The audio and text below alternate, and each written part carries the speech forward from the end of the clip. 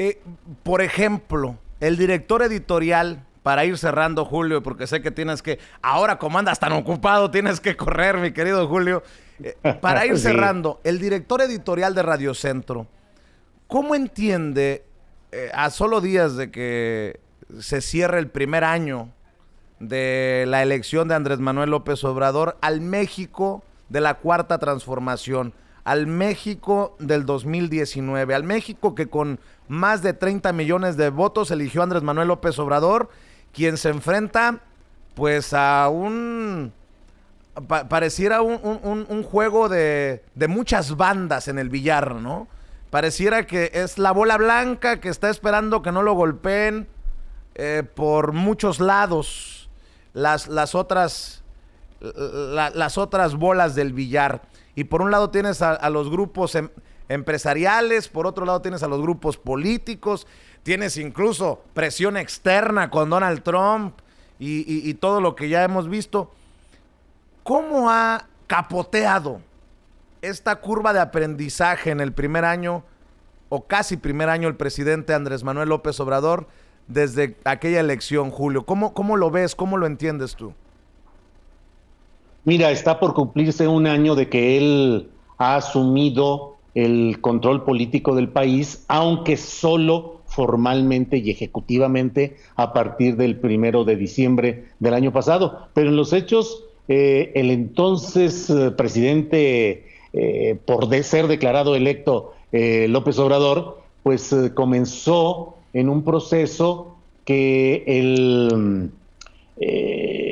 que 48 horas después de la elección ya estaba en reunión con Enrique Peña Nieto y quien le cedió el escenario y el virtual mando político. ¿Qué ha sucedido en este año? Me parece que López Obrador pues es la figura apabullante, centralizada, con todo alrededor de él. Su gabinete no ha estado a la altura de él, no tiene Secretaría de Gobernación verdadera, no tiene Secretaría de Seguridad Pública verdadera porque está suplida por la Guardia Nacional. Hay muchos lugares y muchos aspectos en los que hay un gran problema y creo que la administración de López Obrador no ha sabido resolver el grave problema central de las finanzas públicas, del erario, de la hacienda, y ha caído en todo este tipo de recortes presupuestales que han afectado a segmentos de la fundamentales de la vida política, de la vida social, como ha sido todo lo relacionado con apoyos a sectores desprotegidos, y hoy vivimos en muchos lugares esa parálisis y esa situación que está generando una genuina protesta y enojo porque no se están cumpliendo las promesas en los términos adecuados. Sin embargo, la gente sigue confiando en la esperanza de un cambio para mejorar, porque el horror del pasado hace que hoy muchos de las insuficiencias y los problemas actuales sean vistos con benevolencia por mucha gente que dice estábamos peor con todos los anteriores.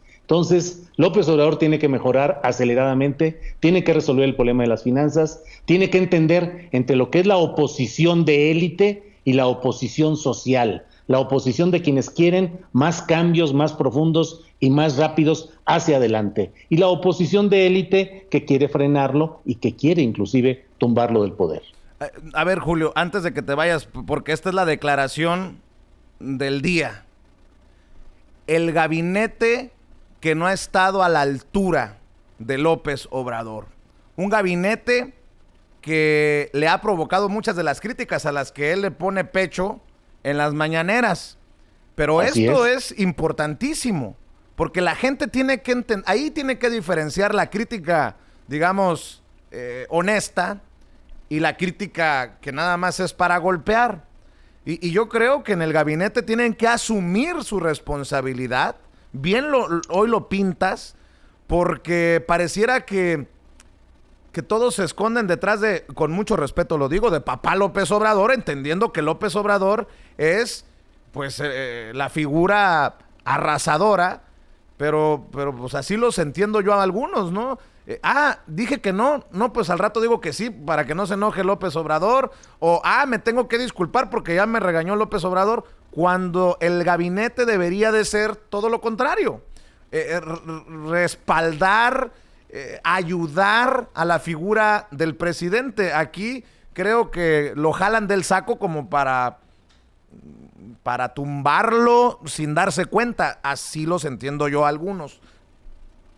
Mira, el problema del gabinete es muy grave porque muchas secretarías, la Secretaría del Bienestar, que ahora se llama así, la Secretaría de Cultura, todas las secretarías están generando problemas por su insuficiencia presupuestal, por su falta de oficio político y porque además casi todos están pasmados ante el hecho de que cualquier cosa que hagan puede ser contradicha o recurrida o corregida por el presidente López Obrador durante la mañanera. De esa manera vemos la aberración política de que el propio presidente López Obrador ha nombrado una especie de vicepresidente ejecutivo o de primer ministro extraoficial, que es Marcelo Ebrard, el único que tiene una gran experiencia en el estilo priista tradicional de hacer política, un hombre culto, un hombre con una gran capacidad, pero que finalmente él por sí mismo, Marcelo Ebrard, no representa una opción de cambio real de nuestro país, sino de mantenimiento de formas, de estilos y de esquemas. Cierro mi comentario, Vicente, diciendo que la responsabilidad del gabinete es del propio presidente López Obrador.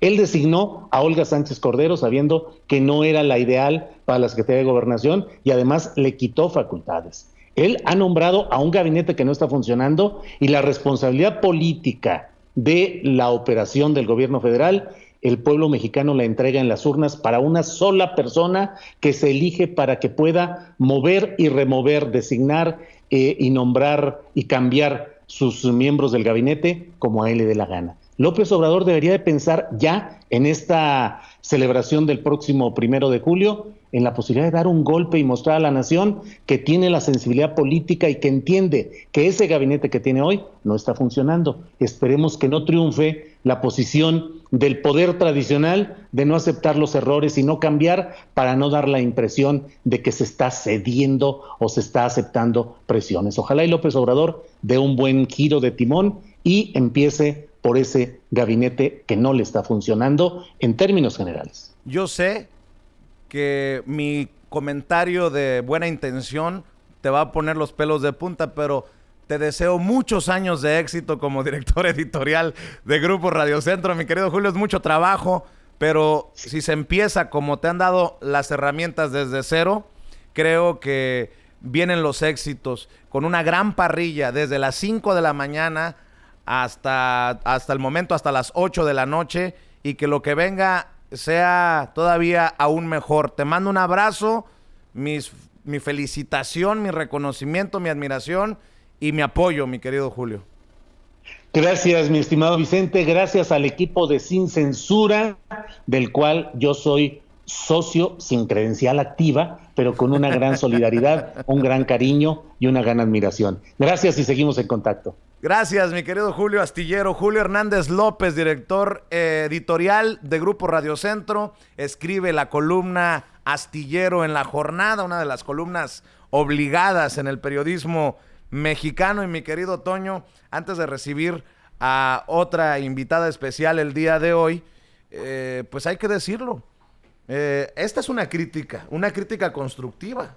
No es una crítica destructiva, demoledora para López Obrador. Qué bueno que se abren estos espacios porque el mexicano desafortunadamente está acostumbrado a escuchar. Se le está cayendo a pedazos el país a López Obrador. Sí, sin justificar por qué, sin decir por qué. Son simplemente tiradas por ahí. Mira, Vicente, te saludo con mucho. Te saludo, perdón. Te saludo con mucho gusto. Amigo. Amigo Vicente, saludos a Ricardo, saludos a Ceci, saludos a Rafa, saludos a David. Saludos a usted, público consentidor con el que me encanta despertar todas las mañanas. Me he encontrado ahora con varias críticas en redes sociales de tontería y media, ¿no? Inventos que tienen en redes sociales y siempre es una crítica vacía. Hay que dar contexto. Ayer lo decía Álvaro Delgado, una persona puede dar a conocer las noticias tal cual son y eso puede llamársele periodismo. Una persona puede hablar sin pelos en la lengua. Esa es otra cosa, es otra forma del periodismo. El periodismo tiene que también tener contexto, tiene que tener crítica, y la crítica tiene que tener fuerza, tiene que respaldarse de muchos datos. Por ejemplo, Toño, una crítica estúpida es la que hemos estado exhibiendo de los Krause, de los López Dóriga, de los Gómez Leiva, de los Loret de Mola, de todos a los que les quede el saco. López Obrador nos va a llevar camino a Venezuela. López Obrador dictador.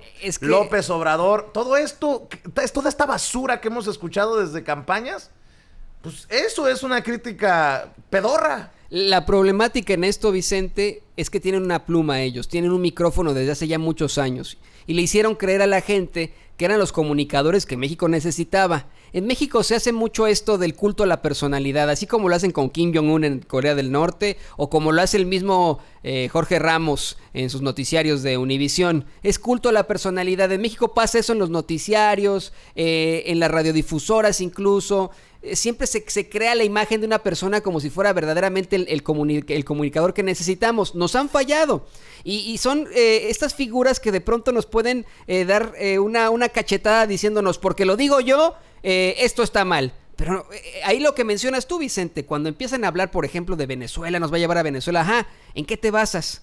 Ajá, ¿con qué datos lo sustentas? Yo comenzaba esta intervención con lo de las fake news en redes sociales, porque son ellos, son los Joaquín López Dóriga, son los Ciro Gómez Leiva, los que están compartiendo ahora fake news en redes sociales. O sea, imagínate. No se tuvo que disculpar a nivel nacional, Ciro, por el hospital que se inundó.